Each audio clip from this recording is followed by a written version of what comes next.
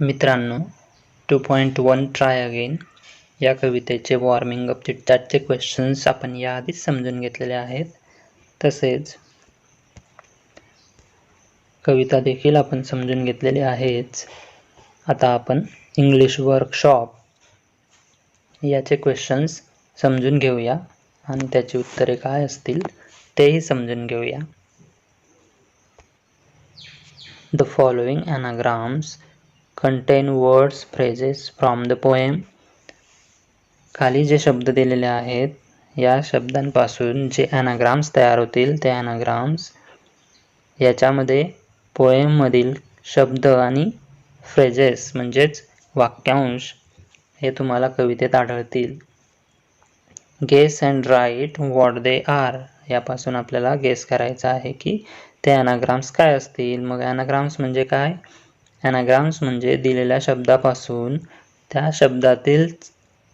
फक्त त्या शब्दातीलच अक्षरे वापरून नवीन शब्द तयार करायचा किंवा नवीन फ्रेज तयार करायची, तर त्याला म्हणतात ॲनाग्राम. त्यामध्ये आपण कोणताही शब्द अक्षर हे प्लस करायचं नाही, ॲड करायचं नाही किंवा कोणतंही अक्षर कमी करायचं नाही. जितके अक्षरं त्यात दिलेली आहेत तितकीच सगळी अक्षरे वापरून नवीन शब्द किंवा नवीन फ्रेज बनवायची असते. Rainy tag.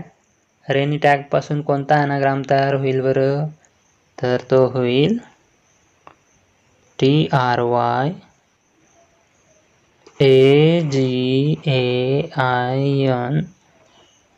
ट्राय अगेन हा ॲनाग्राम तयार होईल. यामध्ये बघा जे या शब्दातील अक्षरे आहेत ती सर्व या शब्दातीलच अक्षरे आहेत.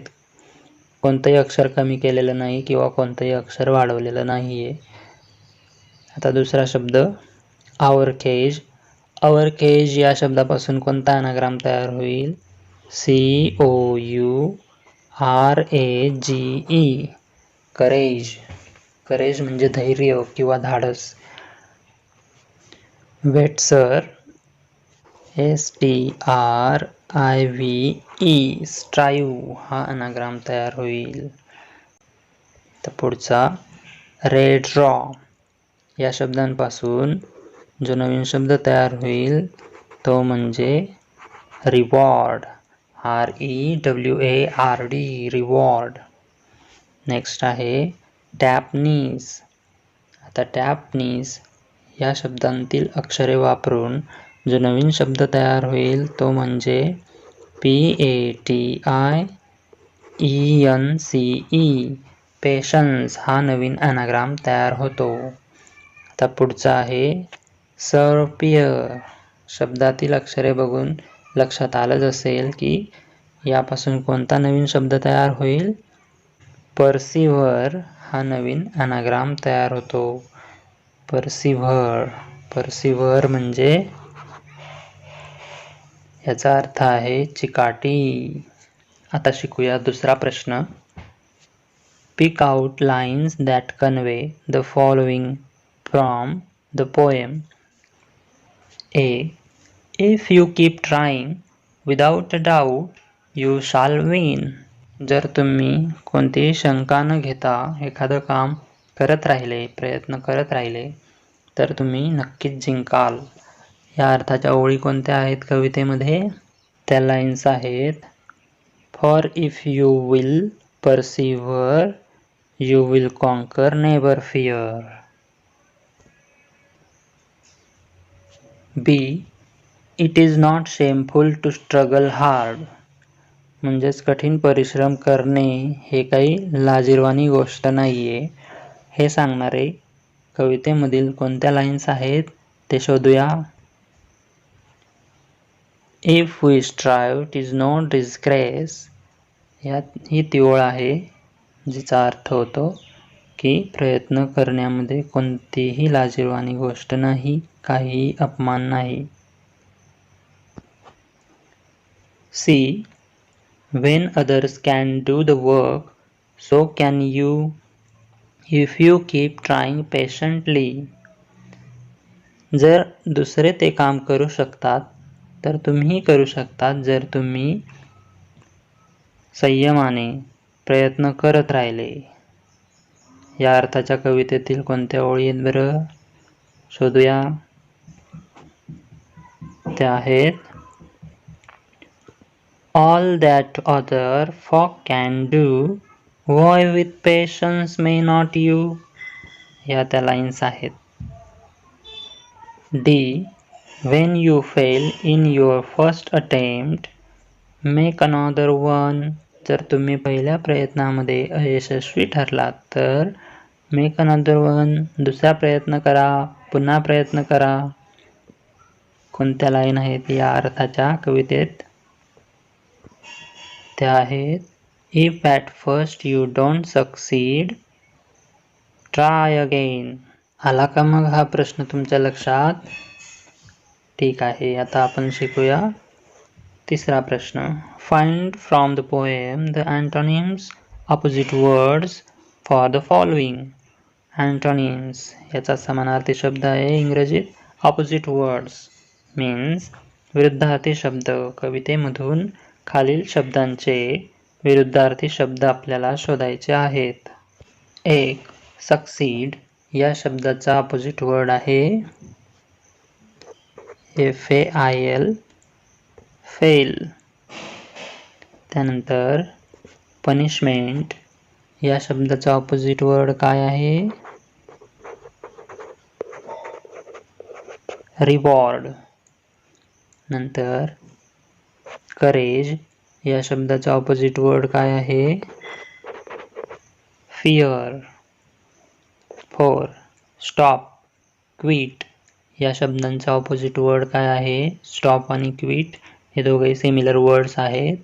यांचा opposite word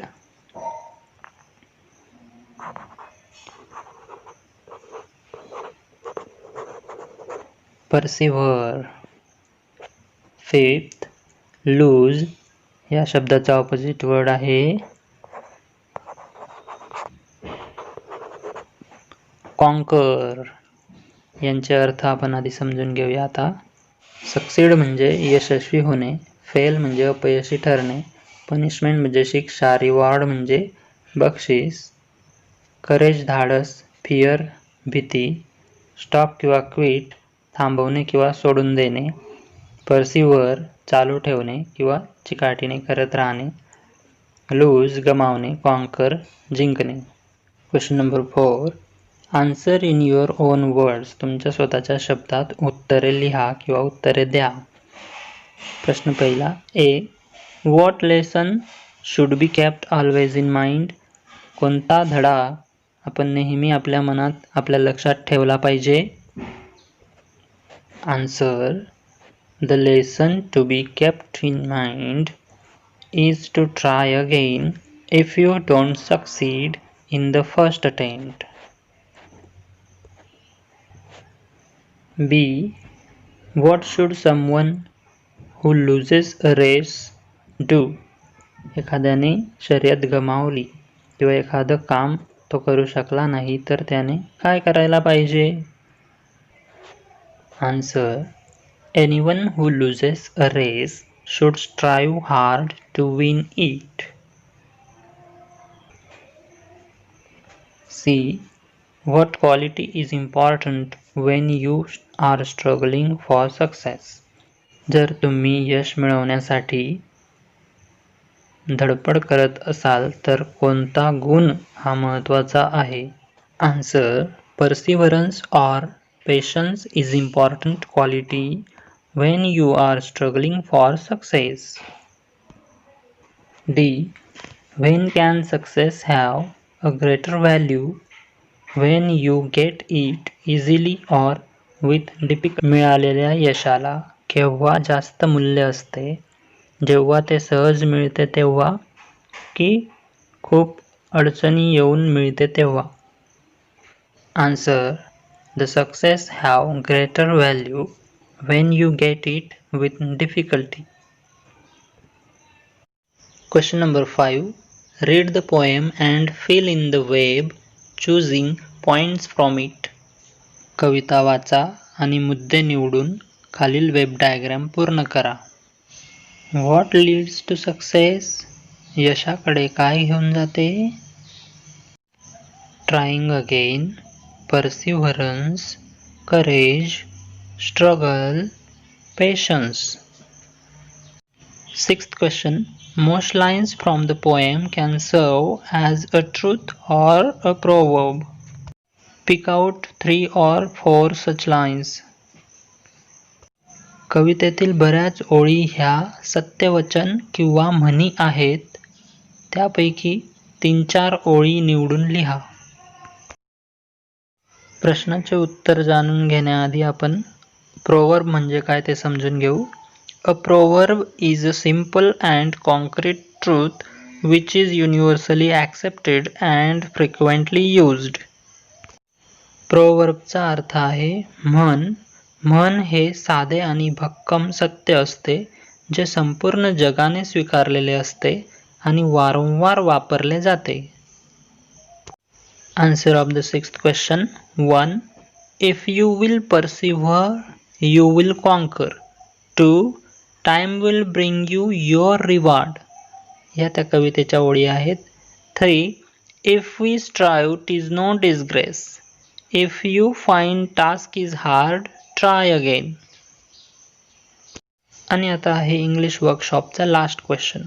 Using decorative styles, write the same lines to make a poster or posters and with permission put them up in your school building.